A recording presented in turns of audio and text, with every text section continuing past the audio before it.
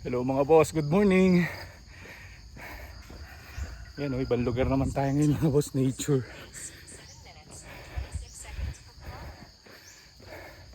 Time check, it's 6 o'clock, December 24. So kanina pa akong umaga nagja-jogging, pagod na. Medyo nag-start ako 5:30. So nandito kami sa San Luis, Batangas with my family. Dito namin sa celebrate yung Christmas.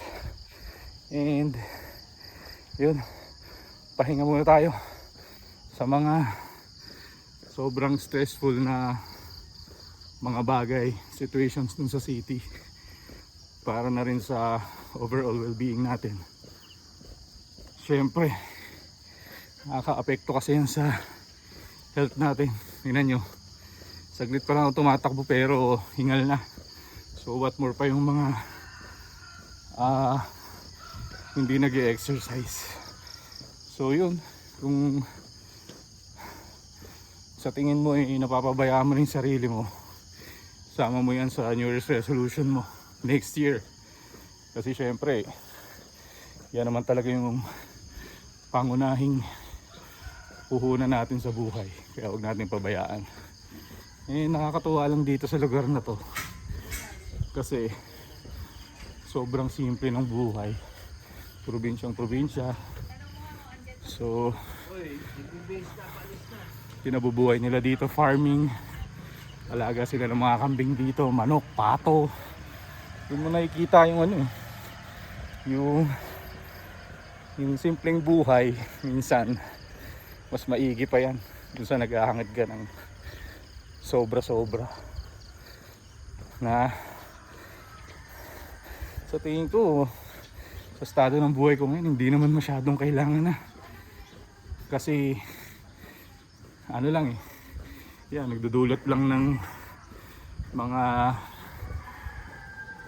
parang hardships. Well, kung gusto mo naman, wala namang problema, basta alam mo lang sa sarili mo kung hanggang saan yung threshold mo para at least hindi ka ma-burnout.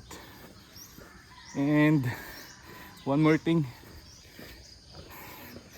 sobrang babait ng mga tao dito. Merry Christmas po. Yung mga nakakasalubong ko dito kanina pa, bumabati sila ng Merry Christmas. So yun, December 24, mamaya busy na lahat. Preparation dun sa upcoming Christmas celebration. So yun, wag na lang natin kalimutan yung talagang meaning nung Christmas, na hindi naman yan dahil sa handa at regalo na nakakain natin, natatanggap natin sa ibang tao, kundi yung Christmas is all about God. It's all about Jesus Christ, na dumating siya dito sa mundo para iligtas tayo sa tiyak na kapahamakan at kamatayan. So I think this time is the time for us to reflect dun sa mga nangyari within this year, and magpasalamat na rin tayo kay Lord dahil all throughout this year sinustay na tayo, pinoprotektahan niya tayo, He provide for all of our needs maski hindi tayo deserving. That is because of His grace and love for us. So yun, huwag natin kalimutan mga boss. I think this is my greetings to you all, dun sa mga followers natin sa Road Trend, and dun sa mga clients natin, dun sa mga future clients natin na magpapaservice sa Road Trend Philippines. So Merry Christmas and Happy New Year sa inyong lahat. See you all next year. God bless us all. Peace out!